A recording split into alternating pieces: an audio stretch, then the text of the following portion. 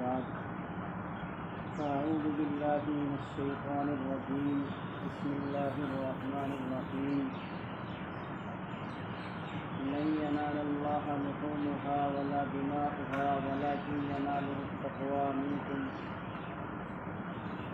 वक़ाल अन्नबी सल्लल्लाहु तआला अलैहि वसल्लम मन वजद साअतन वलम युदहि फला यक़रबन्न मुसल्लाना औ कमा क़ाल अलैहि सलातु वस्सलाम। मोहतरम बुजुर्गों और भाइयों, आप हज़रात की मस्जिद के अंदर हाज़िरी सिर्फ इस ताल्लुक़ से हुई है कि आगे एक दो दिन के बाद ईद उल अज़हा का मौका आने वाला है। तो चूँकि कुछ बातें ईद उल अज़हा के मुताल्लिक़ हो जाए, यानी क़ुरबानी की फ़जीलत क्या है, इसी तरीक़े से क़ुरबानी किस शख्स पर वाजिब है, क़ुरबानी का निसाब क्या है, क़ुरबानी का वक्त क्या है, क़ुरबानी के कौन से जानवर हैं, किन किन जानवरों की क़ुरबानी करना जायज़ है और किन की जायज़ नहीं है, इस ताल्लुक़ से चंद मिनट बात करनी है। एक हदीस के अंदर हुज़ूर अकरम सल्लल्लाहु ताला अलैहि वसल्लम ने इरशाद फरमाया कि हुज़ूर सहाबा इकराम रिज़वानुल्लाहि ताला अलैहिम अजमईन अल्लाह के नबी की खिदमत में हाज़िर हुए और अल्लाह के नबी से मालूम किया, या रसूल अल्लाह हमें बतलाइए क़ुरबानी क्या चीज़ है। तो हुज़ूर अकरम सल्लल्लाहु ताला अलैहि वसल्लम ने इरशाद फरमाया कि ये क़ुरबानी के जिसको तुम ए मेरे दोस्तों हर साल ईद उल अज़हा के मौके पर अंजाम देते हो, ये हज़रत इब्राहीम अलैहिस्सलातु वस्सलाम जो तुम्हारे बाप हैं, जद्द अमजद हैं, उनकी सुन्नत है। तो क्या मालूम हुआ कि ये क़ुरबानी क्या है। सहाबा ने अल्लाह के नबी से सवाल किया, अल्लाह के नबी ने बताया कि तुम्हारे बाप हज़रत इब्राहीम अलैहिस्सलातु वस्सलाम की सुन्नत है। इसी तरीके से हदीस के अंदर आता है, अल्लाह के नबी सल्लल्लाहु ताला अलैहि वसल्लम ने इरशाद फरमाया कि क़ुरबानी के जानवर के हर एक बाल के इवज़ इंसान को एक नेकी मिलती है। अब आप और हम अंदाज़ा लगा सकते हैं कि एक जानवर के ऊपर कितने बाल होते हैं। हमारे सर के बाल जो है हम इनका क्या है, इनको नहीं गिन सकते, इनको शुमार नहीं कर सकते, तो जानवर की खाल के ऊपर जितने बाल हैं उनको कैसे शुमार कर सकते हैं। अल्लाह तबारक व ताला एक छोटे से काम के ऊपर इतनी नेकियां दे रहा है, और अगर हम ये काम अंजाम न दें तो कितनी बड़ी महरूमी की बात है। दूसरी हदीस के अंदर अल्लाह के नबी सल्लल्लाहु ताला अलैहि वसल्लम ने इरशाद फरमाया, मन वजद साअतन वलम युदहि फला यक़रबन्न मुसल्लाना, कि जो आदमी यानी जिस आदमी को अल्लाह तबारक व ताला ने वुसाअत दी और गुंजाइश है क़ुरबानी करने की, यानी इतना माल अल्लाह तबारक व ताला ने उस इंसान को दिया कि वो रज़ामंदी और खुशी के साथ क़ुरबानी के काम को अंजाम दे सकता है, लेकिन वो क़ुरबानी नहीं करता है वुसअत होने के बावजूद, गुंजाइश होने के बावजूद। तो अल्लाह के नबी की फटकार सुनो, अल्लाह के नबी ने फरमाया फ़ला यक़रबन्न मुसल्लाना, कि हमारी ईदगाह के करीब तक ना आए। ईदगाह के अंदर आने की बात अलग है, करीब तक कह रहे हैं अल्लाह के नबी। तो मेरे भाइयों, इसलिए कि जिस आदमी को अल्लाह तबारक व ताला ने वुसअत दी है, गुंजाइश दी है, उस आदमी को क़ुरबानी करनी चाहिए। अब असल मसला आता है कि क़ुरबानी का निसाब। अच्छा, क़ुरबानी किस पर वाजिब है? तो क़ुरबानी हर ऐसे शख्स पर जो मुसलमान हो, मुकीम हो, यानी मुसाफिर शरई ना हो। सफ़र शरई की मिक़दार क्या है? किताबों के अंदर लिखी है तकरीबन 78 किलोमीटर पर मुसाफिर शरई हो जाता है इंसान। तो मुकीम और मुसलमान हो, यानी मुसाफिर शरई ना हो, और उस आदमी के पास ज़रूरत असलिया के अलावा इतना माल हो जो बक़दरे निसाब पहुँच जाए, निसाब की मिक़दार को पहुँच जाता है, तो ऐसे शख्स पर क़ुरबानी वाजिब है, उसको क़ुरबानी करनी ही चाहिए हर हालत में। मुसाफिर शरई पर क्या है? क़ुरबानी नहीं है। अच्छा, निसाब क्या है? तो निसाब आप सब जानते हैं कि चांदी का निसाब 200 दिरहम यानी जिसके 52.5 तोले होते हैं, और सोने का निसाब 20 मिसकाल है जिसके तोले 7.5 तोले होते हैं। आज के वज़न के हिसाब से,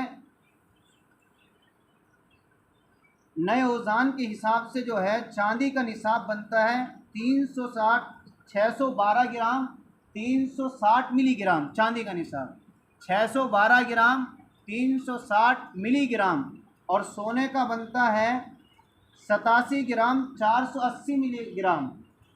तो ये शख्स क्या है, साहिब निसाब कहलाएगा, इसके ऊपर कुर्बानी वाजिब होगी।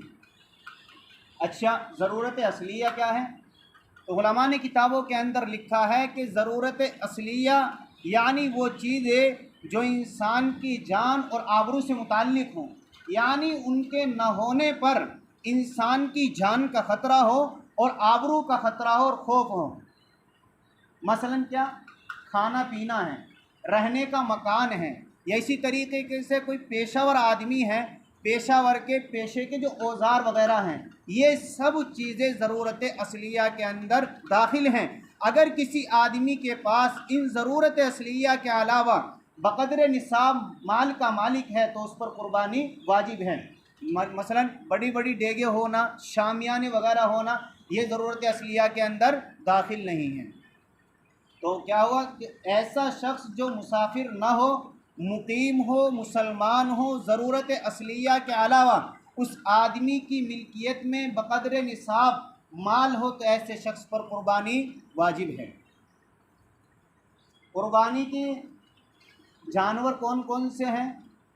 तो बकरा, भेड़, बकरी, दुम्बा, ये तो हो गए छोटे जानवर कि जिनके अंदर सिर्फ एक आदमी ही शरीक हो सकता है, एक आदमी की ही शिरकत जायज़ है। 2, 4, 6, 7 की शिरकत छोटे जानवर में जायज़ नहीं है।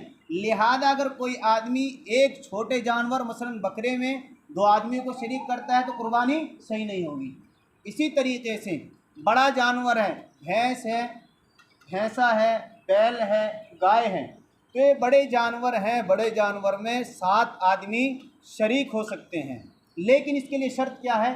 तमाम की नीयत कुर्बत की हो, यानी अल्लाह का तक़र्रुब हासिल करने की हो, और किसी भी एक शरीक का हिस्सा 7वें हिस्से से कम ना हो। यानी ऐसा ना हो कि एक शरीक ने 1.25 हिस्सा ले लिया, तो अब जो 7वां शरीक एक होगा उसका तो कौन हिस्सा हो जाएगा? तो तजज़्ज़ी नहीं होनी चाहिए।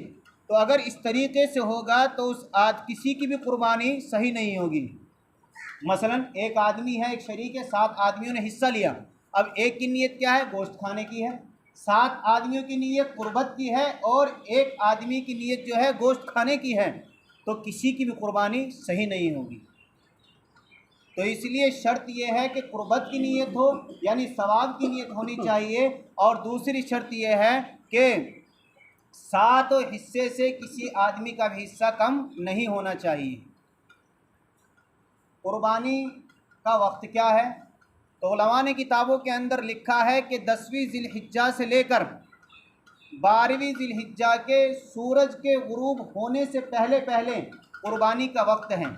इस वक्त में जौन से दिन चाहे कुर्बानी कर सकता है, रात को भी दिन को भी, लेकिन रात में कुर्बानी करना मकरूह तंज़ीह लिखा है।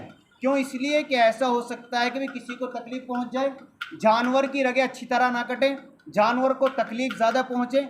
हालांकि अल्लाह के नबी के एक हदीस में आता है कि कुर्बानी के जानवर को जब ज़बह किया जाए तो उस वक्त में उसको ऐसे तरीक़े से ज़बह किया जाए कि उसको ज़्यादा तकलीफ़ महसूस नहीं होनी चाहिए, आसानी के साथ उसके साथ मामला करना चाहिए। अलबत्ता 10वीं ज़िलहिज्जा को कुर्बानी करना अफजल और बेहतर है, उसके बाद 11, उसके बाद 12।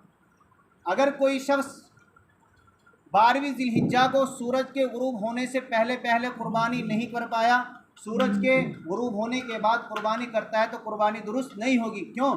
इसलिए कि कुर्बानी के एक वक्त है, 3 अय्याम हैं, इनमें से जिस दिन चाहे कुर्बानी कर सकता है। ठीक है जी।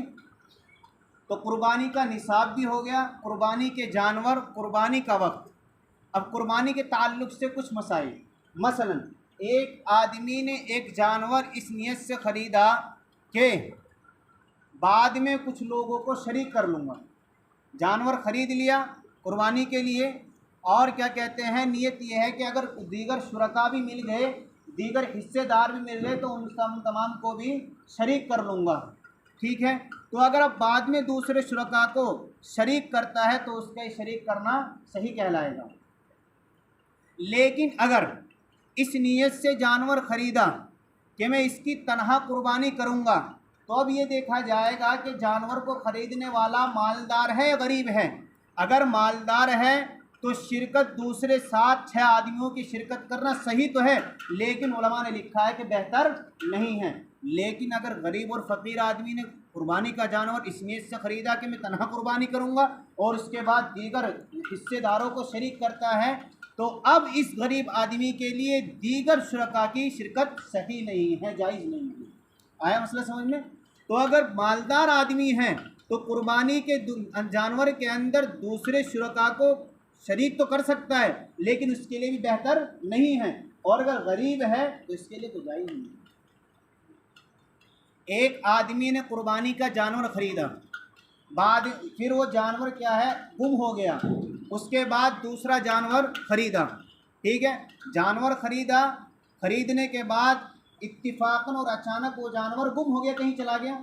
उसके बाद फिर कुर्बानी की नीयत से दूसरा जानवर ख़रीद लिया। अब अगर ये जानवर ख़रीदने वाला मालदार आदमी है तो जो उनसे की चाहे कर सकता है, लेकिन गरीब आदमी है तो गरीब के ऊपर दोनों की कुर्बानी वाजिब होगी। क्यों? इसलिए कि गरीब आदमी ने जब जानवर ख़रीद लिया तो उसका हुक्म गोया के नज़र के मानने में हो गया, और नज़र आप सब जानते हैं कि जो आदमी जिस चीज़ की नज़र मानता है, नज़र का पूरा करना वाजिब और ज़रूरी होता है। तो इसलिए फ़कीर और गरीब आदमी पर दोनों जानवर की कुर्बानी ज़रूरी होगी, और मालदार पर जिसकी चाहे उसकी एक की कर सकता है। वो अयूब के जिनकी वजह से कुर्बानी करना जायज़ नहीं है। भाई जानवरों के अंदर बहुत से ऐब पैदा हो जाते हैं, तो बहुत से ऐब तो ऐसे हैं कि जिनकी वजह से कुर्बानी यानी एक हिस्सा और मिकदार मुतय्यन है उनकी। मसलन एक बकरी है और वो बकरी बावली हो गई, बावली होने के बाद वो बाहर घूमने लगी, लेकिन दूसरी बकरियों के साथ ना तो चरती है, चारा खाती है, और ना ही बाहर घूमती है, तो ऐसी बकरी की कुर्बानी करना जायज़ नहीं है। अब मैं बकरी बता रहा हूँ तो इससे बकरा भी इसी में शामिल है। तो बकरी और बकरा अगर बावला होकर बाहर घूमने लगे और दीगर जो उसके दोस्त अहबाब कह लो, यानी दूसरे जो उसके साथ बकरी हैं बकरे हैं, अगर उनके साथ न घूमती है न चरती है, तो ऐसी बकरी और बकरे की कुर्बानी करना जायज़ नहीं है। इसी तरीके से एक ऐब है कान न होना। अगर क्या कहते हैं पैदाइशी कान नहीं है, बिल्कुल भी कोई असर नहीं है, तो ऐसे जानवर की भी कुर्बानी करना जायज़ नहीं है। अलबत्ता अगर थोड़े बहुत भी हों, थोड़े बहुत कान हो, तो उसकी कुर्बानी करना जायज़ और दुरुस्त हो जाएगा। इसी तरीके से एक जानवर है, उस जानवर की आँख की क्या है रोशनी कम है। अब उस रोशनी का अंदाज़ा कैसे होगा कि भाई इस जानवर की कुर्बानी सही या नहीं? तो उलमा ने किताबों के अंदर लिखा है कि अगर उस जानवर की आँख की रोशनी तिहाई हिस्सा, तिहाई या तिहाई से ज़ायद अगर ख़त्म हो गई है तो कुर्बानी दुरुस्त नहीं होगी। अलबत्ता अगर तिहाई से कम है तो कुर्बानी दुरुस्त हो जाएगी, लेकिन अगर तिहाई या तिहाई से ज़ायद है तो कुर्बानी दुरुस्त नहीं होगी। इसी तरीके से दुम है, दुम का कटा होना, फरमाते हैं कि अगर क्या है तिहाई या तिहाई से ज़ायद है तब भी कुर्बानी सही नहीं होगी, अगर तिहाई से कम कम है तो कुर्बानी सही हो जाएगी। तो बहुत सारे अयूब हैं कि जिनमें से सबको शुमार करा भी नहीं जा सकता। आप हज़रात को सब जानते हैं, इसलिए आपका मदरसा अल्हम्दुलिल्लाह आपके गांव में इदारा है, तो जो मसाइल पेश आते हैं आप वहां मालूम कर सकते हैं। अच्छा, ये अयूब हो गए। अब क्या कहते हैं कुर्बानी के मुस्तहब्बात क्या हैं? तो हदीस के अंदर आता है कि कुर्बानी करने वाला अपने जानवर को खुद ही अपने हाथ से ज़बह करे, अगर अच्छी तरह ज़बह करना जानता है। लेकिन अगर ज़बह करना नहीं जानता दूसरे आदमी से भी करा सकता है। लेकिन एक गलत फहमी हमारी क्या है, हम लोगों के अंदर एक कमी ये है कि जब हम किसी आदमी से, कोई भी हो, आप हो, मैं हूँ, किसी कोई आलिम हाफिज़ हो या आम आदमी जो कुर्बानी करना जानता हो, ज़बह करना जानता हो, हम जानवर में हाथ डलवाते हैं, जानवर में हाथ डलवाया, रगे अभी कटी नहीं, खाल कटी है, और होता यह है कि बाज़ मर्तबा कसाई छुरी ले लेते हैं, कसाई छुरी ले लेते हैं और रगे काटता है कसाई। इमाम या हाफिज़ या मौलवी ने सिर्फ क्या है, खाल काटी है, और कसाई रगे काटता है। तो इमाम और हाफिज़ ये तो चूँकि पढ़े लिखे होते हैं अक्सर व बेशतर, इसलिए क्या कहते हैं, ये लोग तो कुर्बानी की दुआ पढ़ लेते हैं, बिस्मिल्लाह पढ़ लेते हैं, लेकिन कसाई तो इतना तेज़ होता है उसे फुर्सत ही नहीं होती। अगर कसाई ने उस वक्त में बिस्मिल्लाह ही अल्लाहु अकबर बिस्मिल्लाह नहीं पढ़ा तो कुर्बानी क्या है, हराम हो जाएगी, मकरूह तहरीम में लिखा है। क्यों? इसलिए कि असल ज़बह करने वाला कौन है भाई। ज़बह के अंदर क्या है, 4 रगों को कटना, 4 3, तो एक अहदुल तीनों का, यानी 4 हैं तो उनमें से अगर 3 कट गई तो ज़बह काफ़ी हो जाएगा। लेकिन जो वहाँ रगे काट रहा है कौन काट रहा है, कसाई ने काटी है ना। इमाम या क्या कहते ज़बह करने वाले तो नहीं काटी, उसने सिर्फ खाल काटी है, तो उसने तो पढ़ ली, उसकी बिस्मिल्लाह काफ़ी नहीं होगी। जो रगों को काट रहा है उसका अलग से बिस्मिल्लाह पढ़ना ज़रूरी है, अगर नहीं पढ़ी तो क्या है, जानवर मुर्दार शुमार होगा। इसी तरीके से होता क्या है, जानवर को ज़बह किया और ठंडा होने से पहले ही उसकी खाल उतार करनी शुरू कर दी, ये भी क्या है, इसको भी मकरूह लिखा है। इसलिए कुर्बानी के मुस्तहब्बात में से एक मुस्तहब चीज़ ये है कि जानवर को ज़बह करने के बाद उसको इतनी देर छोड़ दिया जाए कि उसकी जान अच्छी तरीके से निकल जाए, ठंडा हो जाए अच्छे तरीके से, तब जाकर उसकी खाल उतारनी चाहिए। अच्छा, तकबीर तशरीक का क्या वक्त है? तो तकबीर तशरीक का वक्त 9 ज़िलहिज्जा की फजर की नमाज से शुरू होता है और 13वीं ज़िलहिज्जा की असर की नमाज तक रहता है। ये तकबीर तशरीक हर मुसलमान, मुकीम, मुसाफिर, औरत हर एक पर वाजिब है। अच्छा, नमाज के साथ पढ़ रहे हैं तो सब पढ़ेंगे, लेकिन अगर किसी की रकात छूट गई तो फरमाते हैं, उलमा ने लिखा है, अगर किसी शख्स की नमाज छूट जाती है तो अपनी नमाज पूरी करने के बाद तकबीर कह लें, या बाज़ मर्तबा इमाम तकबीर भूल जाता है तो तकबीर मुक्तदी हजरात को याद दिला देना चाहिए कि मुक्तदी हजरात ज़ोर से पढ़ें, तो इमाम को क्या है, खुद ब खुद तकबीर याद आ जाएगी, कि जिसकी वजह से वो सब पढ़ लेंगे। होता यह है कि हमारे घरों के अंदर औरतें नमाज़ पढ़ती हैं लेकिन तकबीर तशरीक का विर्द नहीं करती, तो उलमा ने लिखा है किताबों के अंदर कि तकबीर तशरीक जिस तरह एक मर्द पर वाजिब है, इसी तरीके से उसका पढ़ना औरत पर भी वाजिब है। ठीक है भाई। कुर्बानी की दुआ क्या है? अगर कुर्बानी की आयत करीमा है दुआ, इन्नी वज्जहतु वजहिया लिल्लज़ी फ़तरस समावाति वल अर्द हनीफ़न वमा अना मिनल मुशरिकीन इन्न सलाती व नुस्की व महयाय व ममाती लिल्लाहि रब्बिल आलमीन ला शरीका लहु बिज़ालिका उमिरतु व अना अव्वलुल मुस्लिमीन। ठीक है। अगर ये दुआ याद ना हो, बिस्मिल्लाह अल्लाहु अकबर ये कहकर भी ज़बह कर सकता है, ज़बह सही होगा। अच्छा, ज़बह करने के बाद दुआ कौन सी है? अल्लाहुम्मा तक़ब्बल मिन्नी मिन इब्राहीम अलैहिस्सलातु वस्सलाम बिन मोहम्मद सल्लल्लाहु अलैहि वसल्लम, ये है, या जो हिस्सेदार है उनका नाम भी ले सकता है। तो इसलिए मेरे भाइयों, ये चंद बातें हुई हैं। अल्लाह तबारक व तआला से दुआ है कि अल्लाह तबारक व तआला अमल करने की तौफीक नसीब फरमाए। सुभान अल्लाह, सुभान जी जी मुख्तसर से दुआ।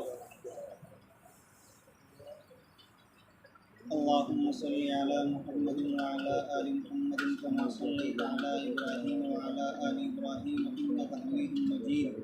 अल्लाहुम्मा बारिक अला मुहम्मदिन व अला आलि मुहम्मद कमा बारकता अला इब्राहीम व अला आलि इब्राहीम इन्नका हमीदुम मजीद।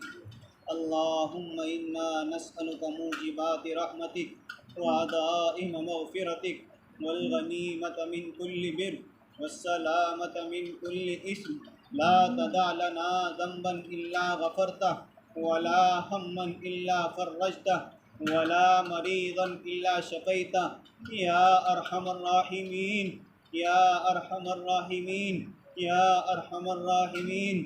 मौला, हम गुनहगार बंदे हैं, मौला सियाहकार हैं, मौला ख़ताकार हैं, मौला कसूरवार हैं, मौला गुनाहों की दलदल में फंसे हुए हैं। ए मौला करीम रहमत की रस्सी डालकर गुनाहों की दलदल में से हम सब को निकाल लें। ए मौला करीम इकरार मुजरिम हैं, ए अल्लाह रात दिन नाफरमानियाँ करते हैं, ए अल्लाह गुनाहों के अंदर मुलव्विस रहते हैं, ए अल्लाह रात दिन तेरी नाफरमानियों में मशगूल रहते हैं। ए अल्लाह एक बार भी तेरा खौफ हमारे जहन के अंदर नहीं आता।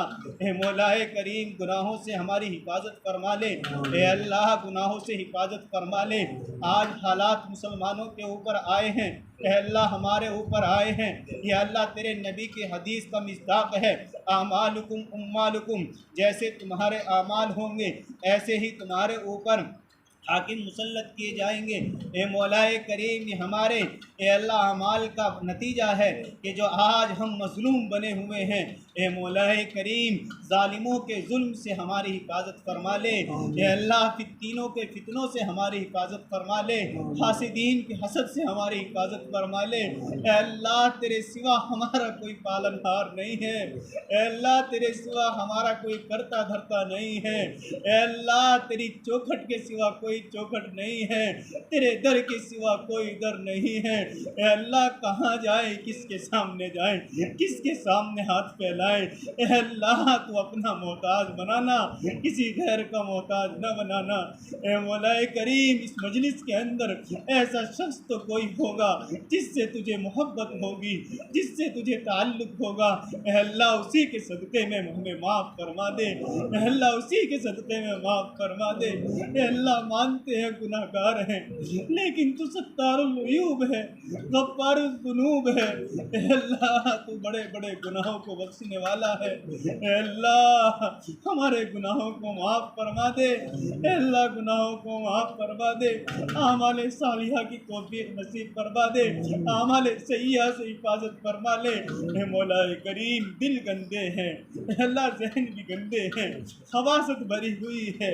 मौला बुरी चीज़ जल्दी जहन में आती है, अच्छे काम नहीं आते।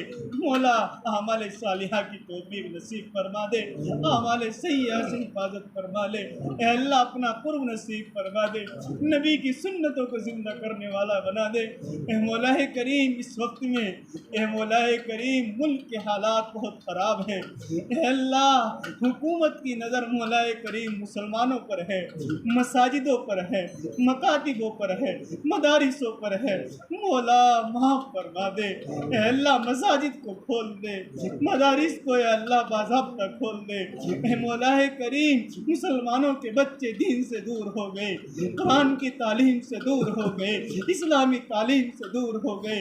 मौला करीम मुसलमानों को दीनी तालीम की तरफ रुजू होने की तौफीक नसीब फरमा दे। ए मौला करीम हमने अपने शार को खुद खोया है, मौला तुझसे दूर हुए हैं, मौला नबी की सुन्नत को छोड़ा है, तेरे अहकाम को तोड़ा है। मौला माफ़ फरमा दे, अपने अहकाम को बजा लाने की तौफीक नसीब फरमा दे। ए मौला करीम ये ईद उल अज़हा का मौका आ रहा है, मौला करीम कुर्बत की नीयत से ए अल्लाह कुर्बानी करने की तौफीक नसीब फरमा दे। ए अल्लाह रियाकारी से दिखलावे से मौला हिफाजत फरमा ले। ए अल्लाह हमने मांगा अपने गुमान के मुताबिक, तो अता कर दे अपनी शान के मुताबिक। ए मौला करीम बहुत से लोगों बीमार हैं, मौला उन्होंने दुआओं के लिए कहा है। ए अल्लाह जिसमें एक भांजा हमारा भी है, मौला करीम वो भी हॉस्पिटल के अंदर भर्ती है। ए मौलाए करीम सब बीमारों को शिफा अता फरमा दे, सबकी बीमारी परेशानी को दूर फरमा दे। मजलिस के अंदर जो परेशान हाल हैं, बीमार हैं, सबकी बीमारी परेशानी को दूर फरमा दे। ए अल्लाह हमने मांगा अपने गुमान के मुताबिक, तो अता कर दे अपने शान के मुताबिक। ए अल्लाह हमसे मांगना भी नहीं आता, बिन मांगे अता फरमा दे। ए अल्लाह हमारी इस मुख्तसर सी दुआ को हुज़ूर पाक सल्लल्लाहु ताला अलैहि वसल्लम के सदक़े फ़ैल में कबूल फरमा ले। रब्बना तक़ब्बल मिन्ना इन्नका अंतस समीउल अलीम व तुब अलैना इन्नका अंतत तव्वाबुर रहीम व सल्लल्लाहु ताला अला खैरि खल्क़िही मुहम्मदिन व आलिहि व सहबिही अजमाइन।